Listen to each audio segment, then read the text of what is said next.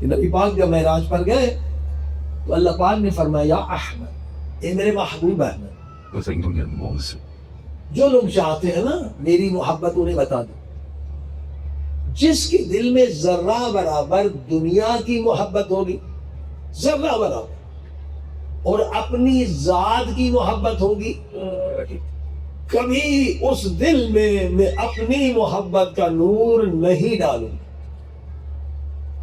دنیا کی محبت، ذات کی محبت، میں اس دل کو ویران کر دیتا ہوں، وہ دل برباد ہوتا ہے، اسے سکون کی وہ عظیم و شان لذت نہیں ملے گی جس کے دل میں دو خواصت ہیں، وہ بے دنیا کی محبت، پیسے کی اور اپنی ذات۔ اور حدیث بھی ہے حب دنیا رأس کل خطی، دنیا کی محبت سارے خطاؤں، ساری خباثتوں، سارے گناہوں کی جڑ۔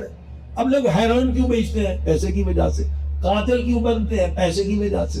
ظالم کی حمایت کیوں کرتے ہیں؟ پیسے۔ دنیا میں 80% جو گناہ ہوتے ہیں، ظلم ہوتے ہیں، جرم ہوتے ہیں، وہ پیسے کی وجہ سے۔ دوسری چیز کیا ہے؟ اللہ پاک قرآن میں کہتا ہے جو عدل کرتے ہیں میں ان سے محبت کرتا ہوں، عادل سے محبت۔ جو عدل کے خلاف ہے میں ان سے محبت نہیں کرتا۔ عدالت سے خدا کو محبت ہے۔ اب جس انسان کے دل میں اپنے ذات کی محبت ہے وہ عدالت کر ہی نہیں سکتا، کبھی نہیں کرے گا۔ کیسے؟ لیکن دو بچے لڑتے ہیں نا آپس میں، تو والدین دونوں کیا کہتے ہیں؟ میرے بچے کا قصور نہیں ہے، چاہے ان کا بچہ شیطان ہو، شریر ہو، مگر حمایت کرتے ہیں حب ذات کی وجہ سے نا۔ حب ذات کیا ہے کہ اپنی ذات کی حمایت کرو، دفاع کرو، اور جو ہمارے قریب ہے، بچہ ہے تو اس کی حمایت کرو، دفاع کرو، چاہے حق پر ہو چاہے باطل پر۔ پھر اپنے خاندان کی حمایت کرو، دفاع کرو، پھر اپنی قوم کی حمایت کرو، دفاع کرو، چاہے وہ حق پر ہو یا باطل۔ یہیں سے قوم پرستی کی نجاست نکلتی ہے۔ تو فرمایا جس کے دل میں عدالت نہیں ہے میں کبھی اس سے اپنی محبت کا نور نہیں دوں گا۔ اور عدالت تب آتی ہے جب انسان اپنی محبت کو خدا و اہل بیت کی محبت میں فنا کر دے۔ میں کچھ بھی نہیں، میری شخصیت کچھ بھی نہیں، ہاں اپنی ذات کی محبت کو جب تک فنا نہ کرے۔ دیکھیے کربلا والوں کو پرسہ دینے کے لیے آئے ہیں، ان کا غم منانے والے ہیں۔ یہ جو کربلا والے تھے، آپ دیکھیے ان میں سے کسی کے دل میں اگر دنیا کی محبت ہوتی مولا حسین کو چھوڑ کے چلے جاتے، اپنی ذات کی محبت ہوتی مولا حسین کو چھوڑ کے چلے جاتے۔ یہ کیا کہہ رہے تھے جب مولا نے چراغ بھی بجھا دیا چلے جاؤ، پھر بھی نہیں گئے؟ مولا نے کہا بیعت کا سوال بھی ختم، بیعت اٹھا لی، پھر بھی نہیں گئے۔ مولا نے کہا جو جنت کی لالچ ہے میں تمہیں جنت بھی دوں گا، پھر بھی کوئی نہیں گیا۔ ہاں جنت کے لیے ہم عبادت کرتے ہیں نا، کربلا والے جنت کے لیے نہیں آئے تھے، ہاں کیونکہ یہ عاشق حقیقی تھے۔ کیا کہنے لگے؟ مولا اگر 1000 مرتبہ، لاکھ مرتبہ قتل ہو جائے، ہمارے بدن کے ٹکڑے ٹکڑے ہو جائے، ہماری لاشوں کو جلا دیا جائے، پھر بھی اگر زندہ ہوں گے تو آپ کے قدموں پہ آئیں۔ یہ ہے عشق حقیقی۔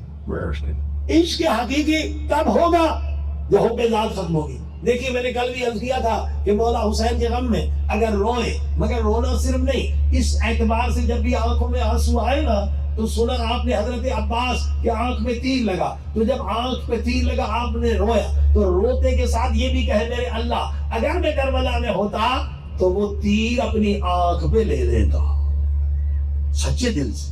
تو آپ کو ایک شہید نہیں 100 شہیدوں کا ثواب۔ تو ایک مومن تھا، وہ سمجھتا تھا کہ میں واقعاً عاشق ہوں مولا کا، یہ جملہ کہتا تھا مولا اگر میں کربلا میں ہوتا تیرے علی اصغر کو تیر لگنے نہیں دیکھا، میں وہ تیر اپنے سینے پہ۔